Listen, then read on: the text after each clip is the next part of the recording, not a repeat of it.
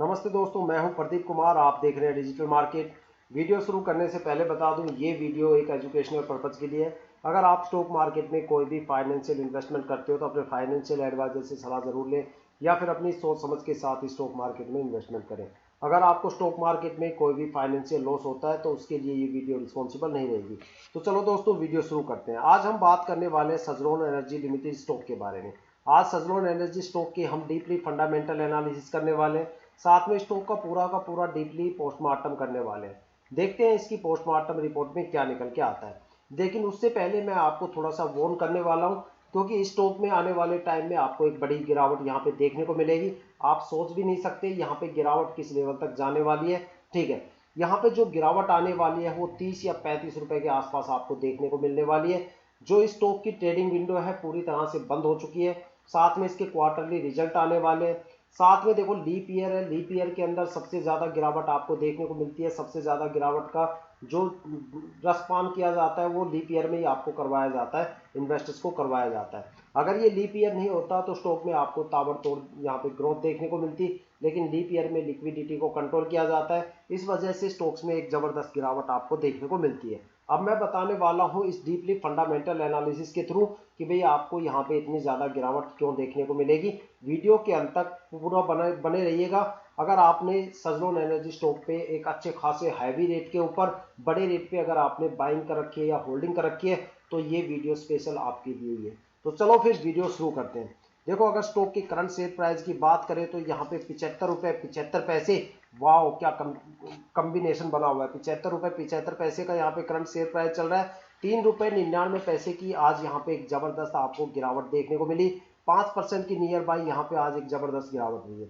साथ में अगर स्टॉक के लास्ट ईयर की परफॉर्मेंस की बात करें तो ये स्टॉक 25 रुपए 75 पैसे से चल के 86 रुपए 4 पैसे के आसपास गया था। देखा जाए तो यहाँ पे एक साल में इन्वेस्टर्स का जो पैसा है 3 गुना के आसपास हो गया।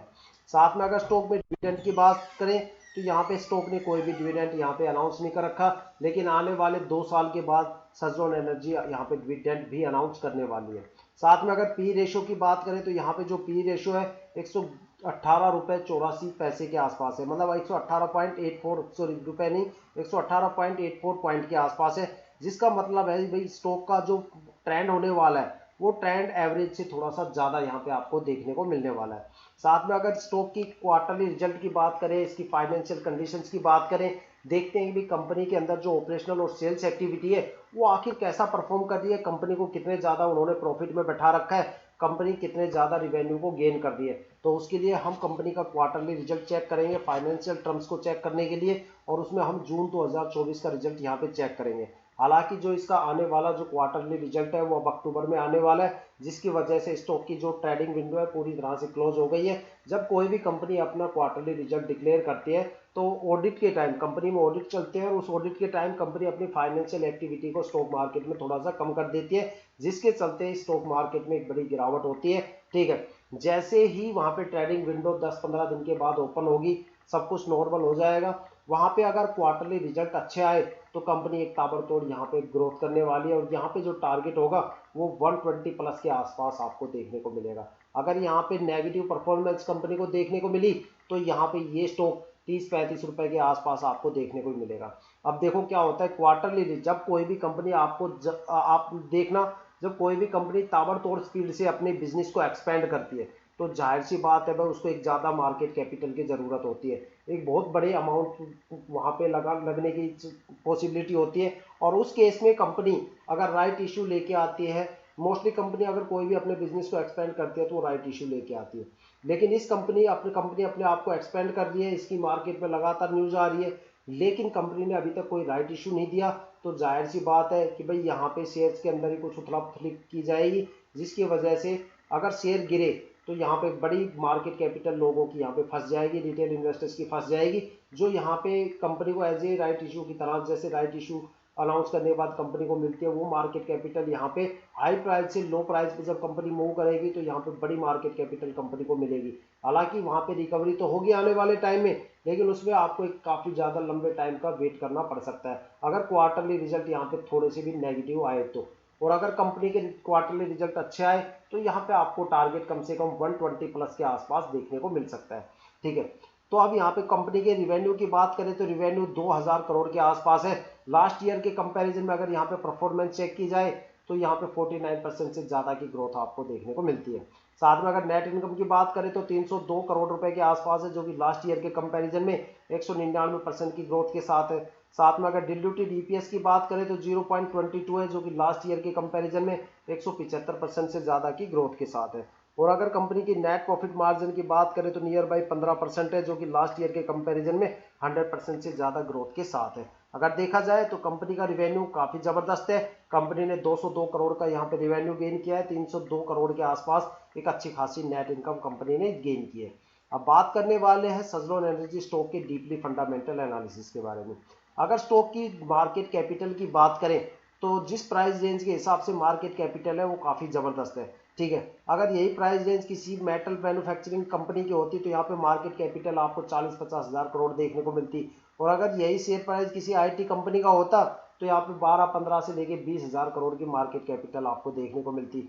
और अगर यही शेयर प्राइस किसी भी एजुकेशनल सेक्टर का होता तो यहाँ पे मार्केट कैपिटल आपको 2-4 हज़ार करोड़ के आसपास ही देखने को मिलती, या फिर आपको 1000 करोड़ के आसपास आपको देखने को मिलती।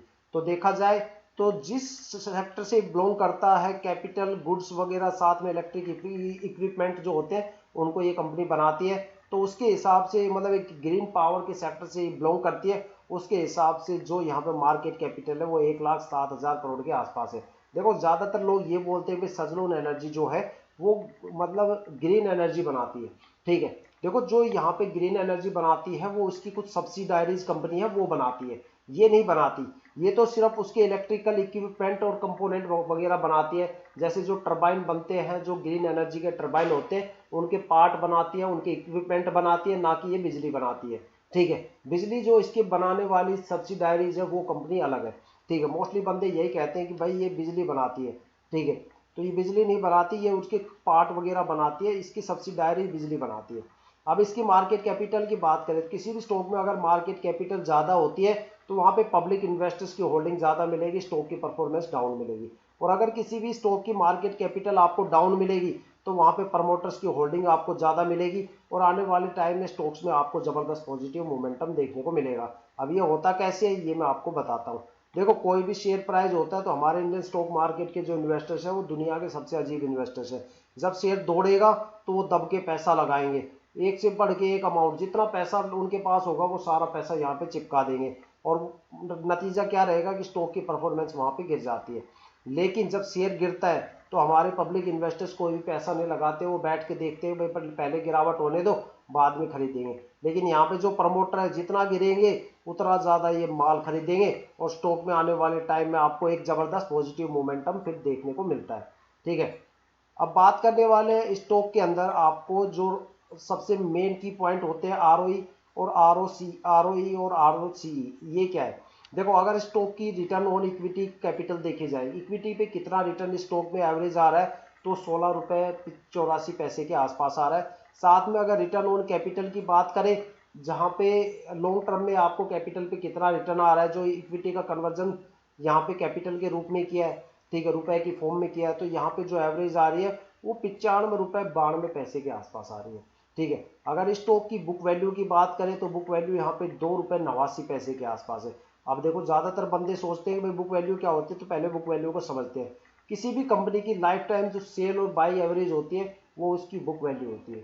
ठीक है, एक्चुअली देखा जाए तो 2 रुपये 89 पैसे के ऊपर एक ऐसा धमाका हुआ था सजलोन के अंदर कि वहाँ पे प्रमोटर्स वगैरह ने एक बहुत बड़े वॉल्यूम में एक यहाँ पे ऑर्डर खरीदा था, एक मतलब सारे बहुत ज़्यादा शेयर यहाँ पे खरीदे थे, जिसकी वजह से स्टॉक आज इतना उछला कि ये स्टॉक कम से कम 84-86 के आसपास पहुंच गया। इसकी जो प्रोग्रेस की कहानी शुरू हुई थी वो 2 रुपये 89 पैसे से शुरू हुई थी। यहाँ पे एक बड़ा ऑर्डर लगा था, और वो बड़ा ऑर्डर इतना बड़ा था कि उन्होंने इस स्टॉक की कम से कम 80-90% जो होल्डिंग है उसको ले लिया था, जिसकी वजह से स्टॉक आज बूमिंग के ऊपर आके खड़ा हो गया।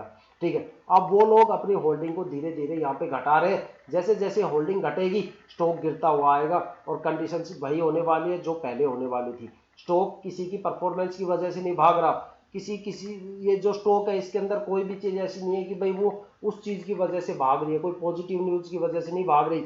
यहाँ पे ये भाग इस वजह से रहा है क्योंकि यहाँ पे एक बहुत बड़ा अमाउंट प्रमोटर्स ने होल्ड कर रखा है, जिसकी वजह से स्टॉक के अंदर एक जबरदस्त यहाँ पे ग्रोथ देखने को मिल रही है।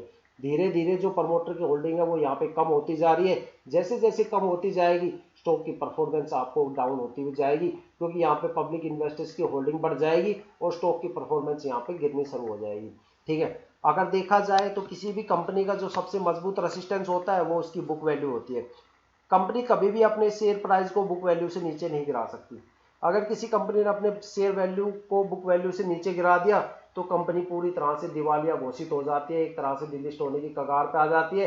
सेबी उसे एएसएम जीएसएम की लिस्ट में डाल देती है, साथ में उस पर सर्विलेंस प्रोसेस स्टार्ट हो जाता है। ठीक है, अब जो देखा जाए तो कंपनी का सबसे मजबूत रेसिस्टेंस बुक वैल्यू होते हैं, और जैसे जैसे शेयर प्राइस बढ़ेंगे आपको बुक वैल्यू में भी इंक्रीमेंट देखने को आने वाले टाइम में देखने को मिलता रहेगा। अगर मान लो कि किसी भी केस में सजलोन एनर्जी डिलिस्ट हो जाती है और आपकी सारी क्वांटिटी जीरो हो जाती है, सारे स्टॉक जीरो हो जाते हैं, तो आपको रिकवरी के तौर पे क्या मिलेगा? तो यहाँ पे आपको पर शेयर 2 रुपए एज ए रिकवरी मिलेंगे, चाहे वो शेयर आपने कितने भी रुपए पे खरीदा हो, डजंट मैटर। लेकिन देखा जाए तो इंडियन स्टॉक मार्केट में फेस वैल्यू को कोई ज्यादातर लोग कंसीडर नहीं करते, क्योंकि मान लो आपने कोई भी शेयर खरीदा 70 रुपए, 60 रुपए, 50 पैसे, 50 रुपए, तो जाहिर सी बात है भाई आप एक प्रॉफिट निकाल के ही, प्रॉफिट गेन करके या प्रॉफिट बुक करके ही वहां से निकलोगे। लेकिन अगर आपको मार्केट में न्यूज का पता चला कि भाई कंपनी डिलिस्ट होने वाली है, तो या तो आप प्रॉफिट गेन करते, प्रॉफिट बुक करते निकल जाओगे, या फिर आप थोड़ा बहुत लॉस लेके निकल जाओगे, लेकिन आप फेस वैल्यू तक आने का इंतजार नहीं करोगे। इसी वजह से फेस वैल्यू को स्टॉक मार्केट में ज्यादातर लोग कंसीडर नहीं करते। अब बात करते हैं सजलोन एनर्जी के अंदर शॉर्ट टर्म में आपको कितना रिटर्न मिलेगा और लॉन्ग टर्म में कितना रिटर्न मिलेगा। शॉर्ट टर्म के अलग अलग टाइम पीरियड के रिटर्न की बात करें तो अगर आप सजलोन एनर्जी को 1 वीक के लिए होल्ड करते हो तो यहाँ पे आपको कोई खास रिटर्न नहीं देखने को मिलेगा। 1 मंथ की होल्डिंग पे आपको यहाँ 1 या 2% के आसपास एक अच्छा खासा रिटर्न देखने को मिलेगा। 3 मंथ की अगर आप होल्डिंग करते हो तो यहाँ पे आपको 41% का अच्छा खासा रिटर्न देखने को मिलेगा। 6 मंथ की होल्डिंग में आपको यहाँ पे 74% के आसपास अच्छा खासा रिटर्न देखने को मिलेगा।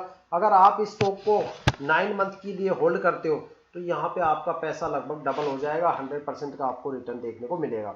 अगर लॉन्ग टर्म की बात करें कि अलग अलग टाइम पीरियड पे स्टॉक में आपको कितना कितना रिटर्न देखने को मिलेगा, तो अगर आप 1 ईयर के लिए होल्ड करते हो तो यहाँ पे आपको 181% का रिटर्न देखने को मिलेगा। 2 ईयर्स की होल्डिंग पे यहाँ पे आपको 858% का रिटर्न देखने को मिलेगा।